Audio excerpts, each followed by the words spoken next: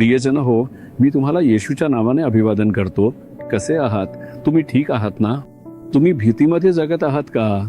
आज जगभरात सर्वत्र भीतीचं वातावरण आहे. विशेषतः IT कंपन्यांमध्ये काम करणाऱ्यांमध्ये मोठी भीती आहे. AIच्या शोधामुळे बेरोजगारीबद्दलची चिंता वाढली आहे. त्यामुळे एक भीती आहे, ही नोकरी माझ्यासाठी कायम राहील का, की मी ही नोकरी गमावीन? दुसऱ्या बाजूला युद्ध आणि गॅस पुरवठ्यातील समस्यांमुळे तेल आणि वस्तूंच्या किमती वाढत आहेत.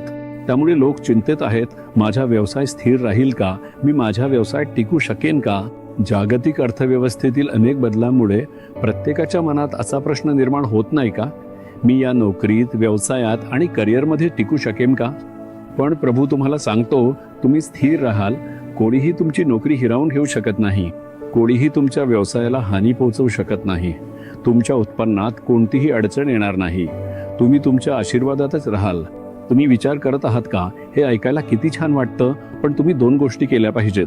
असं केल्याने तुम्ही स्थिर राहाल असं प्रभू म्हणतो. तुम्हाला माहित आहे का ते काय आहे?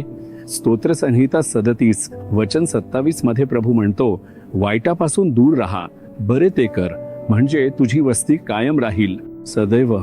अर्थव्यवस्थेत कितीही मोठा बदल झाला किंवा कोणतंही युद्ध झालं, जगात कितीही वाईट घडलं, काहीही आले किंवा अगदी AI आलं तरी चालेल, काय झालं तरीही तुम्ही तिथेच राहाल.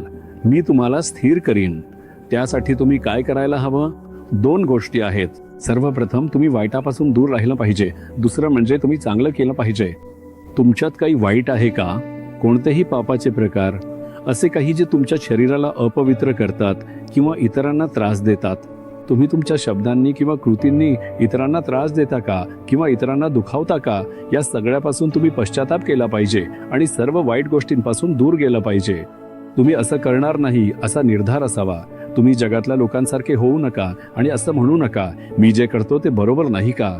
तुम्हाला जे योग्य वाटतं ते तुम्ही करा, पण देवाच्या दृष्टीने ते वाईट असेल. मी फक्त योग्य गोष्टीच करेन आणि मी फक्त असंच चालेन असं बोलू नका.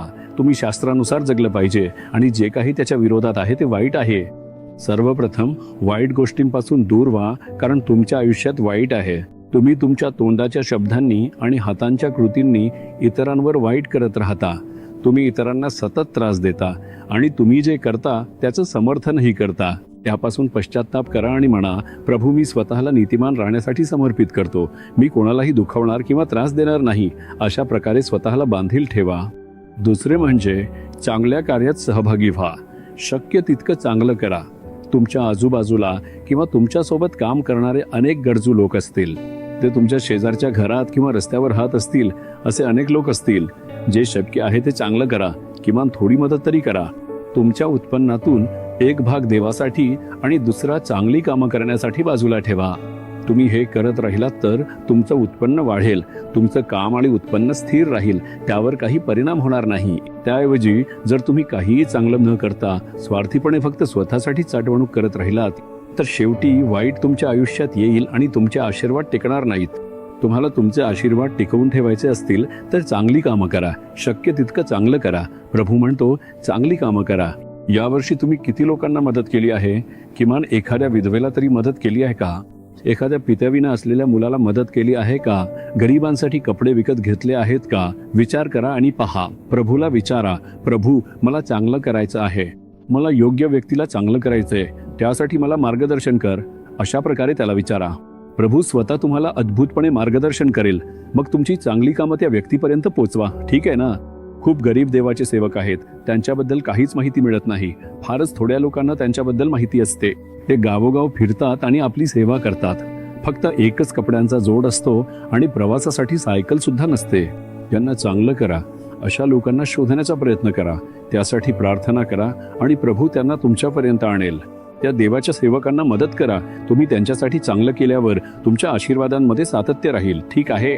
आता म्हणा, प्रभू मला वाईटापासून दूर जाऊ दे आणि चांगलं करू दे. मी स्वतःला यासाठी समर्पित करतो. मला विश्वास आहे की माझे आशीर्वाद माझ्याजवळ राहतील. येशूच्या नावाने आमेन. आमेन. जीसस रिडीम्ड मराठी ह्या YouTube चॅनेलला सबस्क्राईब करा. सबस्क्राईब बटनावर क्लिक करा आणि बेल चिन्हावरही क्लिक करा. दररोजच्या नवीन कार्यक्रमांची माहिती मिळवा.